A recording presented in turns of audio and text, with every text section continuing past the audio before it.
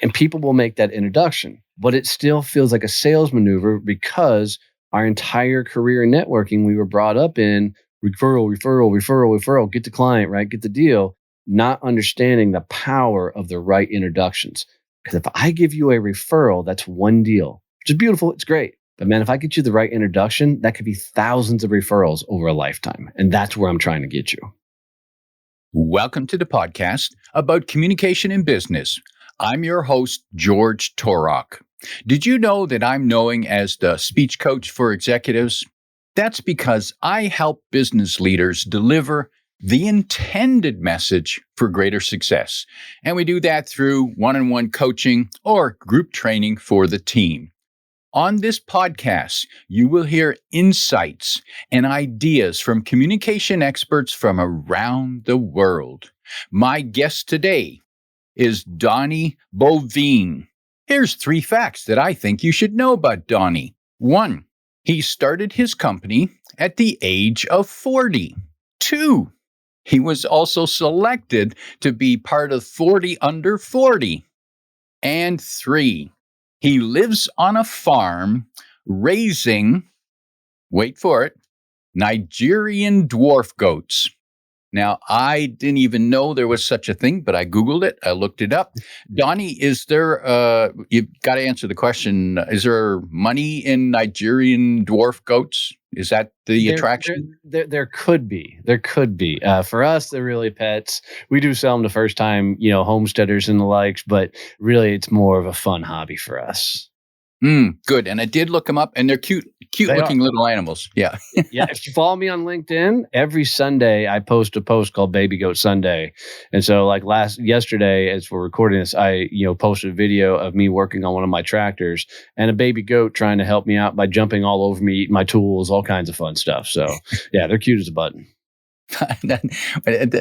Different. Yeah. So I can imagine you, when you go to parties, what kind of Nigerian dwarf goats do you have? There's a conversation starter. Donnie, what we're really here to talk about is networking. You have a different approach than the typical practice that people are told to follow, which can be frustrating when you do follow that. And you do that through your programs. Tell us, first of all, what do you see people doing wrong in the old style traditional networking? So I think there has to be a little bit of context. So if we think about, the idea of networking, and we're going to be coming at it from a business development standpoint, like, how do you grow your business, utilizing networking? So most networking has been taught by transactional industries, if you will. So it's been taught by real estate bankers, financial advisors, and they all look at me and hate it when I call them transactional. But look, if I sell you a house, I don't need to talk to you for the next 10, 20 years before I can sell you a house. Right? I'm going to send you a postcard. Every once in a while, may send a Christmas gift or something, but really the sale's done after the home is sold. So all the things that we grew up with in networking and taught are built on this kind of transactional foundation. So what happens is, if you think about networking, a salesperson, a decision maker in a company, they go to a chamber of commerce event, they go to a networking event, and they're told that they're not supposed to pitch the room. They're told they're not supposed to, make it come across salesy. But if you go into those rooms, everybody's trying to sell each other. Everybody's trying to pitch each other. It's because the way everything is designed is you've got to get the person that you're talking to understand what you do, in case they ever run into somebody who can potentially say, I'm looking for their service. So the things that you've got to absolutely get away from is you don't need a 30-second commercial. You don't need business cards, right? You don't need to use networking to find clients. You've got to completely transform and change the script. And where this came from for me was I sold commercial printing for a number of years. Now, when I say commercial printing, I give a little context of that. We were selling, to companies that were Fortune 500. So I needed clients who had deals and accounts that were doing, millions of dollars a year in printing, not business cards. So when I would go out and go network, I'd meet somebody and I'd say, hey, what do you do? And I'd say commercial printing. And the first thing they would say is, can you do my business cards? And my answer was always no, because I wasn't going to print $50 worth of business cards. So my whole philosophy of sales came from that scenario. How do I use that room to actually make networking work for me? Two rules I just heard you debunk here. No 30-second message, and no business cards. Yep. So I'm curious about no business cards. Is that because you've gone digital, or? Yeah, somewhat. But I want your listeners to think through on their desk, if they do any sort of networking, how many stacks of business cards do they have sitting on a desk? Like how many, like when we moved into this house and we moved out of our own house, I pulled out cases of 1,000 business card boxes filled with everybody else's business cards. Right. So a couple of things here. One, you're not going to win the fishbowl contest. You go to an event, you drop your card in. The people that win that are people who are legitimate prospects for whoever's doing the fishbowl. It's rigged every time. Okay. So second thing is technology has made it a lot easier. There's a couple of hacks that I'll give you. One, why incur a cost of something that is just going to end up in somebody's box on their desk, right? Just doesn't going to work. So the first trick is, and everybody can do this, if you're in business, you should have a LinkedIn profile. If you go to your phone and you go open up your LinkedIn app and you hit the search bar, right, as soon as you click on it, on the right of that search bar is going to be a little square box. If you click on that little square box, it's going to pull up your QR code for LinkedIn. Right? George is looking at his phone right now. He's like, can I do this? So open up LinkedIn, go to the search bar and just click the search bar. And as soon as you do that, you're going to see a little box to the right. Click that box and it's instantly going to pull up a QR code. So here's how George is seeing it now. Yep, that's it. Right? So here's how I use this. George, have you ever, met with somebody and you're like, man, I don't want this person to have my cell phone, and the likes, So here's my trick. You're automatically set on LinkedIn to follow, not connect. So if I don't want to follow up with you, if I don't want you to have my personal cell phone or anything, I can literally just have you scan that QR code. And then the options is follow me. So now you can follow me. You have my contact information that I'll put out there to the general public, right? But you don't have my personal contact information. You're not getting my cell phone. You're not getting my email because I don't put those out there, and the like. So it's a good way to not get spammed with a whole bunch of crap, end up on a whole bunch of newsletters and the like, okay? Now let's say there's somebody that you really want to meet, that you really want to follow up with, and you're like, man, this is somebody I could do more networking with. This is somebody that, may be a prospect or whatever. My move is really simple and be, George, this has been a phenomenal conversation. If you'll give me your cell phone, I'll text you all my information and then we can schedule a time. Or if you're up for it, let's schedule a time now. Let's go have a deeper conversation at a later date and time. Because there's nothing more powerful on the planet than having somebody's personal cell phone. Because if I email you, it's going to get buried in emails. Right? Like people email me all the time and, I miss stuff and, I have admins now that go manage all my email. My cell phone literally says, don't leave a voicemail. I'm not going to listen to it. Right? But if you text me, you got me and I'm going to respond. And most people are the same way. So all you need is your cell phone. And I've seen people do some cool things like they've taken their lock screen, turned it into a QR code. And that takes them to a landing page of maybe a video watch, their LinkedIn profile, or to a page with all their contact information so they can upload like a virtual business card into their phone. Right. So there's a lot of cool things with it, but you don't need a physical business card anymore when you have this new fandangled technology out there that makes life just a hell of a lot easier. And what you'll find is, one, you're saving yourself $50 every couple months because you're not buying business cards. And two, you don't have this new stockpile of crap that, you need to reorganize because let's be honest, you're going to get all those cards on your desk. You're not going to follow up with them anyways. They're just going to freaking sit there forever until the person's no longer working at that company and the cards are relevant anyways. Yes, and I was just looking for one of my boxes of cards, and fortunately, it's not in front of me, distracting me right now. But yes, those cards. You bring them home. What do I do with these? Oh, I'll put them in this box, and I'll look at them later. I'll Yeah. go through them later, and later is Whenever. maybe never, or years later, saying, "What time I cleared this?" So I can't imagine these people are still alive. Yeah. Yeah. And people are trying to hand me business cards all the time. And I'm like, hey, let's do this. And I'll just pull out my phone and get them to connect. I'm like, save your, 1 cent on your business cards or whatever. But if you do find yourself in a situation where it's more old school and you are collecting a lot of business cards, here's a cool trick to make sure you know who to follow up with and when you need to follow up with them. So I always wore blue jeans or slacks way back in the day, right? If it was somebody I needed to follow up with, that card would go in my back right pocket. If it was somebody I didn't give a shit about, that card would go in my back left pocket, right? So I would literally be able to get home, even if I had too many cocktails, set those 2 stacks of cards down and know that the right ones are the ones I need to follow up with tomorrow. Which is funny. I used to teach this back in the day, and people would follow me around networking just to see which pocket I was going to put somebody's card in.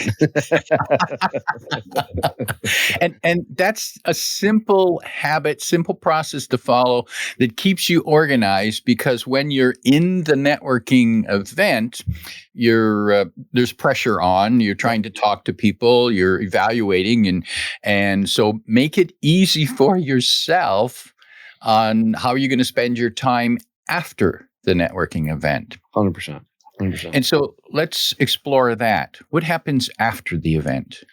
So I'm going to get to that. Well, let me go back and talk about why no elevator pitch, and then we'll jump into that. It's okay, right? So imagine now, all of our clients sell into companies, so they sell B2B, right? So imagine walking up to a CEO of a multi-million-dollar company and introducing yourself with some sort of stupid jingle along with it. How's that conversation going to go, right? They're going to look at you like you got 2 heads. So you don't, the idea of like an elevator pitch or something along those lines came from, you're going to ride up an elevator with a potential CEO of a company and you got 30 seconds to tell them what to do. Like, business doesn't happen that way. It may every once in a while, a flash or something happens. But what really happens is you meet somebody, there's follow-up, there's further conversation. You're building a year-long conversation out with somebody before business is done, right? Most B2B business takes time to develop, put together.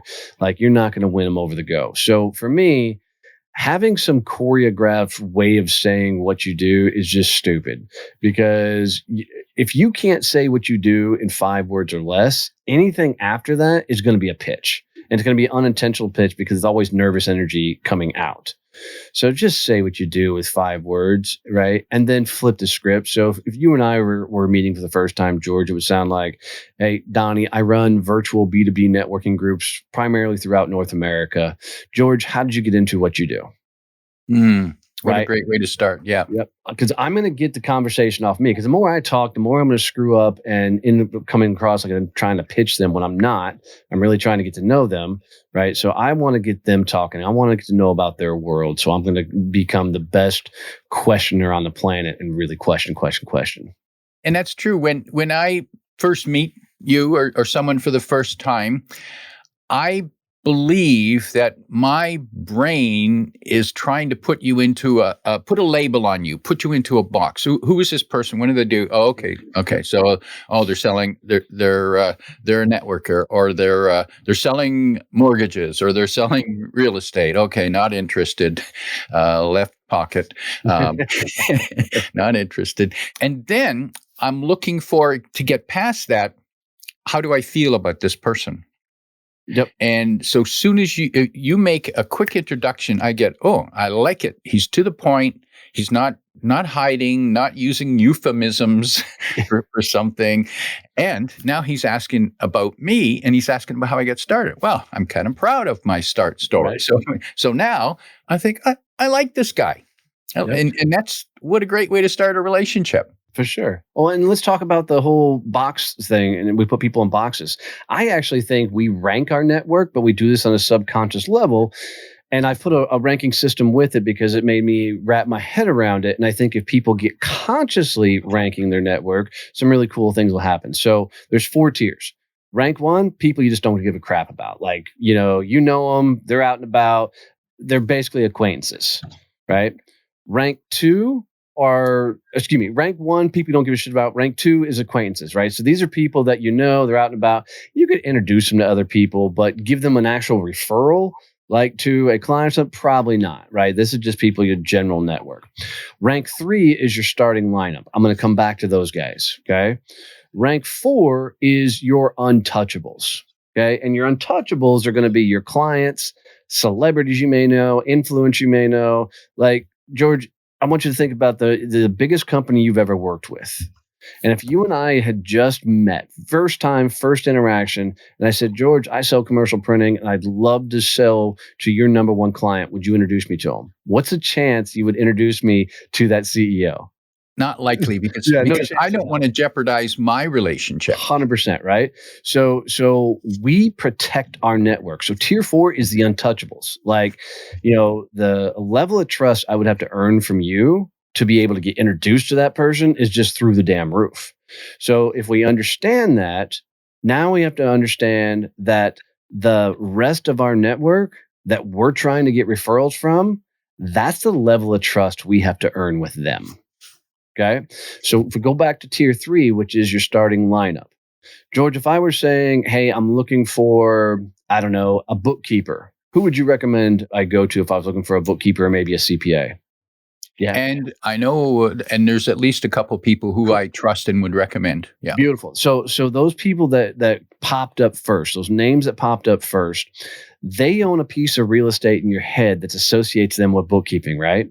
So they, in a sense, that's your starting lineup for bookkeeping or CPA. Those people, right? And whoever gets that referral introduction is your starting lineup. Okay. So somewhere along the way, that bookkeeper will stay there, earned, right, some reputation with you, a reputation, I can't say the word, with you, and they're going to get the call, they're going to get the referral in the business. What we don't think about is we subconsciously have a lot of people in a lot of different industries that are on that starting lineup. So we may have a go-to CPA, we have a go-to attorney, go to, banker, go to, commercial print guy. We have all these people these are the people that if somebody asked me for an introduction or referral in that industry, they'd get it. Now, the trick is you are also ranked in everybody else's list. So I'm a rank 1 for somebody, I'm a rank 2 for somebody, I'm a rank 3, and I'm a rank 4 for some people. What I want to do is earn the right spot on the right person's starting lineup. So for me, networking is about getting introduced to synergistic people. So people who are adjacent to me, sell to my same clientele, but are not competition for me. So like when I sold commercial printing, people that sold promotional products were great people for me to get connected to because we were parallel. We weren't competition. So what I would do is I'd tell people, hey, I'm Donnie, I sell commercial printing, and I'd love to meet people that sell promotional products. And people would be like, oh, have you met Sam yet?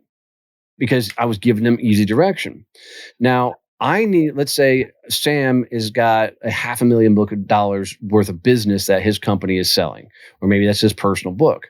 Sam's not going to instantly go, hey, let me give you all my clientele, right?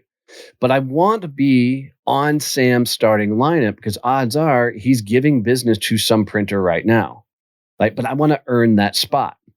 So the way we earn that spot to get on their starting lineup is we start opening doors. So quick scenario, my oldest brother is a handyman. So if something breaks in my house, my brother gets a call, right? Now let's say I'm networking and I meet a handyman, and that handyman goes, Donnie, the house that I'm working on right now is a CEO of a $100 million company. They've got 50 salespeople. I've already told them about you and how you teach and train networking, and they're excited to sit down and talk to you about coming in and working with their sales team and training them all on networking. If something breaks in my house, who gets the next call, my brother or the guy who just potentially put a lot of cash in my pocket? The guy who's helping you. 100%, right? So the way we earn starting lineup for other people to become their go-to person is we got to figure out, okay, what doors can I specifically open for them?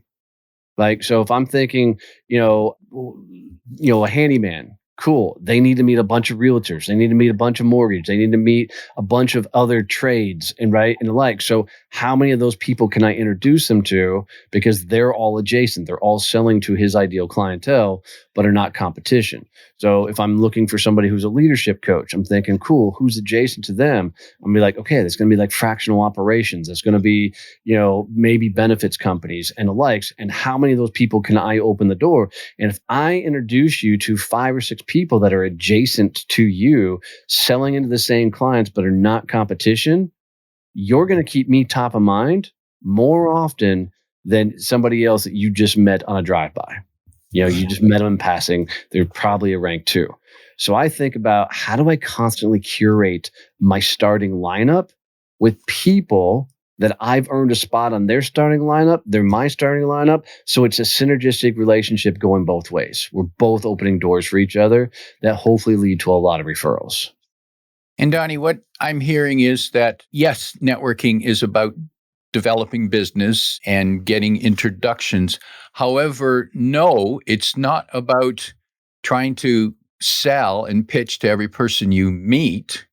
And 3, I heard that you can be selective in the type of people by knowing the type of people who you do want to meet, who might introduce you once you've started a relationship. So you're not going to these events to find your ideal client.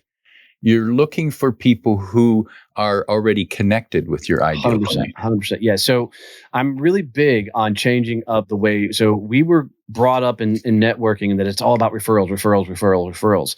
And it's fundamentally wrong. And the reason it's fundamentally wrong is the CEO of a $100 million company, CEO of a $10 million, $5 million company aren't networking like we're networking. They're not going to be at chamber events. They're not going to be in networking groups.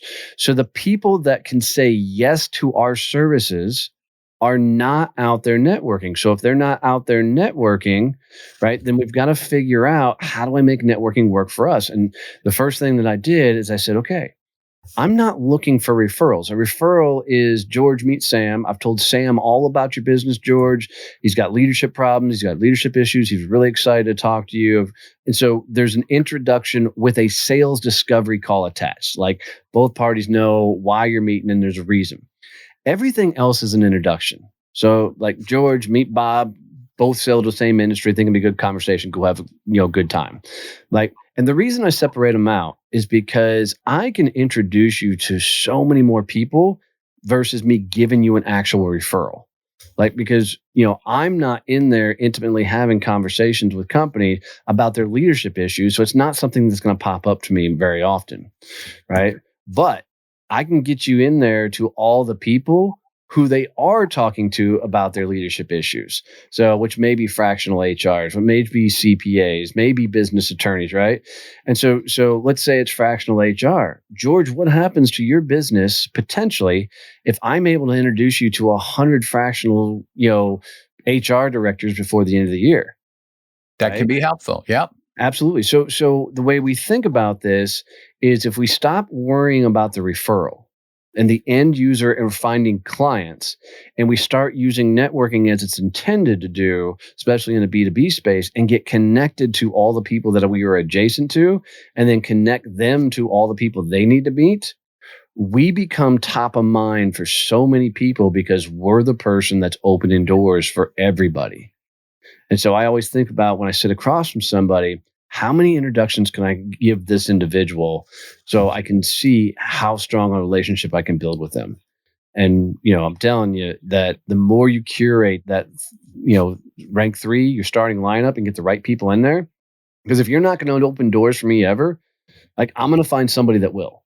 And it's not about tit for tat. It's about respecting the process of, hey, I'm not asking for referrals. I'm asking for introductions. And those are really easy to do because there's not a lot of pressure on that. There's not a lot of stress. It's just, hey, you two people should go figure it out. And so I want to build that starting lineup filled full of people that get this at this level, and we run and we can do a ton of business together.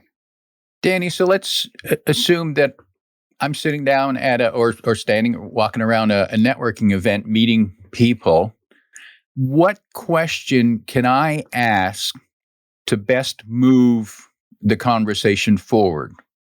So twofold. One, my favorite question is, how did you get into what you do? Right. That just gets the conversation going. If I really want to get into where we're talking about making introductions for each other, I would literally go, George, tell me about your best client, like your favorite client you work with. And then I'm going to get very specific with my questions, because people sometimes will get a little hesitant around that answering that question, because they don't want to give up too much information. Remember, we protect our rank fours, right? So I will say, George, I don't need the name of the company. Describe, like, what industry are they in? How much revenue is that company doing? How many employees does that company have? What I'm looking for is enough information to where I can go, dang, I know who else sells to that industry that George needs to meet. Okay. And if I can't figure out who those adjacent industries are, I'd be like, all right, George, let's think about that company. What else does that company buy that is not your services or doesn't compete with you? And what we'll do is we'll slowly work through as many industries as we can come up with. And as every time we come up with an industry that sells to them but is not competition of you, I go, who the hell can I introduce them to? So I'll pop over LinkedIn, put in the person's name, and I will start introducing them immediately, right there in the conversation. And so think, you and I have met for the first time, and 15 minutes in, I'm already making introductions. I need people to hear this. It's not a referral. I'm just introducing you to somebody, right? 15 minutes in, I start making introductions. And then I say, my end user client is X. These are the people I'd like to meet because they also sell into it, but are not competition for me. So, it could be CMO companies, it could be business coaches, it could be whatever, right? Podcasters. And oftentimes, because people don't network at this level, like, this whole process is way out of proportion for some people and they can't wrap their head around it. I'll say, let's keep it easy. Let's say I want to meet a sales trainer. Will you open your LinkedIn for me? I say, just go up to the search bar, type in sales trainer, click on first. And I'll just ask them, do you know any of those people? And they're like, well, yeah, I actually know a couple of them. Would you be comfortable making an introduction to them? Not a pitch, not trying to sell them anything. Literally, we both sell to the same ideal clientele. I want to see if we can build a synergistic relationship where I might be able to bring him to my clients. He might be able to bring me into his clients. And people will make that introduction, but it still feels like a sales maneuver, because our entire career in networking, we were brought up in referral, get the client, right? Get the deal, not understanding the power of the right introductions. Because if I give you a referral, that's one deal, which is beautiful. It's great. But man, if I get you the right introduction, that could be thousands of referrals over a lifetime. And that's where I'm trying to get you. Donnie, there's a lot of wisdom in what you've just said, and I'm processing that still. And I hope that listeners make a point of listening to this again to capture all that, because that concept of asking someone to make an introduction, when we get asked that, we first evaluate, do I really want to let other people know that I know this person? And do I trust this person? Will they mess up the relationship I have with the person because they're going to pitch? But now you're telling me you're not looking for someone to pitch to. You're looking for someone who works or sells to your type of client. And now the two of you can get together and have a discussion about what's happening in that industry. What are the trends? What are they seeing? What else? And now you can help each other because you're both selling to the same type of people. That is a powerful way to network, and it's a bigger return. Oh, 100%. This is why I'm trying to get more and more people to understand and wrap their head around this, because, when I go back to commercial printing, and would ask for promotional products, guys, if I sat across from, a financial advisor per se, right? The financial advisor wouldn't understand the level of print that I was talking about and how big the companies are. But I got across from a promotional product company, right? The conversation was instantly different because we were both intimately having very similar client conversations with our clientele, right? So it wasn't, hey, talk about your family vacations and stuff, which comes up. It was, hey, what kind of things are you seeing in the industry? What trends are happening? What sides of town do you see more active and the likes? And the dynamic changes because there's a new common bound, a new common ground to speak on and speak around, and makes the conversation a hell of a lot easier. And you get more opportunities to go after, clients together that way. And Donnie, I'm thinking of, I recently joined a local chamber to attend some of their networking events. And I remember the first event I went to, we're sitting at the table and there's a lawyer on one side, there's an accountant here. And I'm thinking, oh, these people are a waste of my time. And I actually threw their cards away. However, I've since met them again.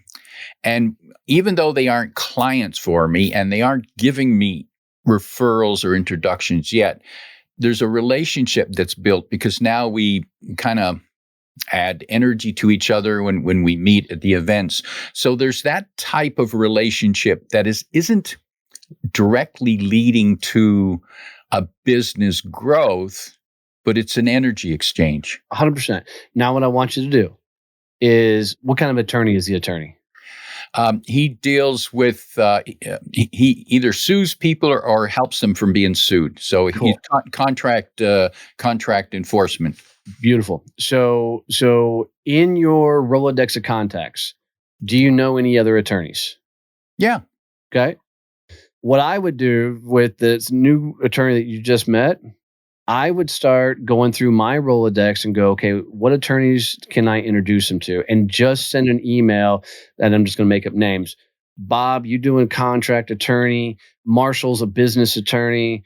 I think you guys would have a cool conversation. Maybe go grab a Zoom, go grab a cup of coffee. And then once again, Bob, you're a contract attorney. Sally, you're, a criminal attorney. You guys should go meet. Because for attorneys, meeting other attorneys is a phenomenal way to grow their business, right? So now you become this valuable go-to resource by introducing these attorneys together. You stay top of mind if they ever hear anything about the leadership game. Okay. Same thing with CPAs. Now at that CPA, I'm like, cool. They likely need bookkeepers if they don't have bookkeepers as part of their firm. They're going to need business coaches, right? Other people that are adjacent to them. So now I'm going through my Rolodex going, can I introduce them to as many bookkeepers as I can come up with? Can I introduce them to as many business coaches? And I go so far to say, well, if I don't know any business coaches, cool. How do I tell my network I need to meet business coaches so I can make introductions for the CPA? Now think about it. All you've done is say, hey, you guys are selling to the same type of clientele. Like, go have a cool conversation and let's see what turns up. When you become the person that does that, you become their starting lineup. Powerful advice.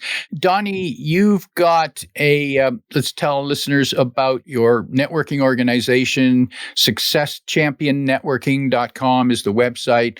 Who's that for? Who will get the best value from that? Yeah. So if you sell to companies, B2B, and you're selling to the companies, not the individuals in it, and are just frustrated with traditional networking, we've got you covered. That's our world. It's a really solid place. So most of the people that are a part of or members of our groups, they're frustrated with typical networking events, and not a knock on any company out there, but running the chambers and not meeting the people at the level they need to meet. They're doing other networking and it's filled full of the people who sell B2C, right? If you look in that world, really great fit for us. Then the other thing that I know we're going to talk about is the Badass Business Summit. So this is year 6 for us. It's always in Fort Worth, Texas this year, September 17th through the 19th.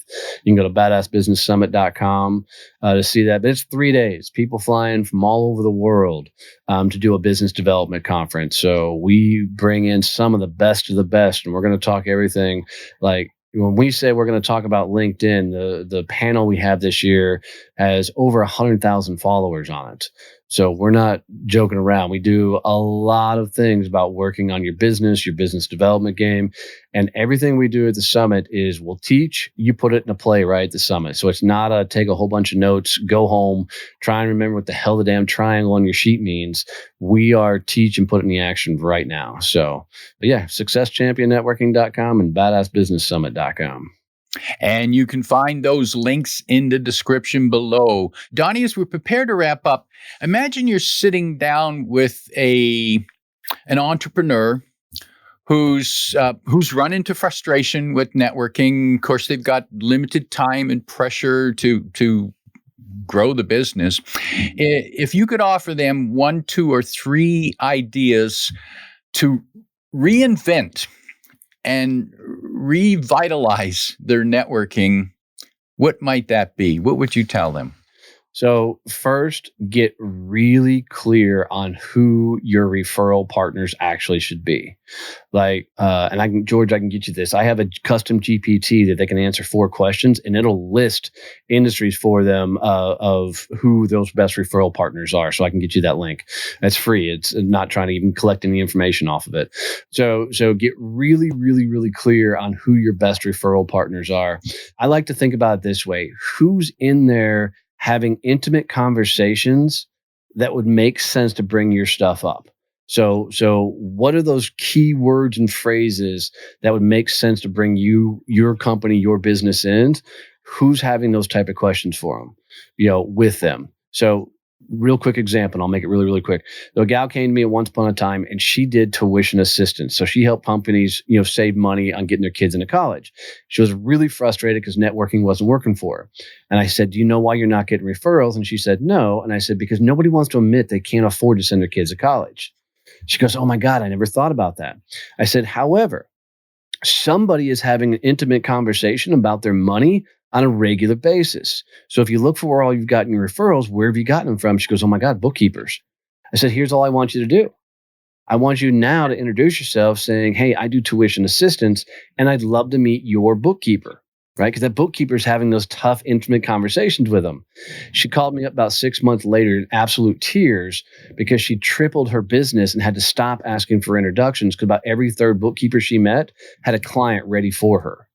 Right? Because they're at a pain point. So we got to think through is who's adjacent to me, who sells parallel to me, right? That's selling in the same type of clients, but they're intimately hearing these things, these phrases, these statements popped up that would make sense to bring me in the door. So what are the pain points, problems, and issues I solve? What are those phrases that your best clients are going to bring up? And then who are all the people who are going to hear those conversations? What industry are they in? And then center your entire networking on how do I get connected to all those people? Powerful advice.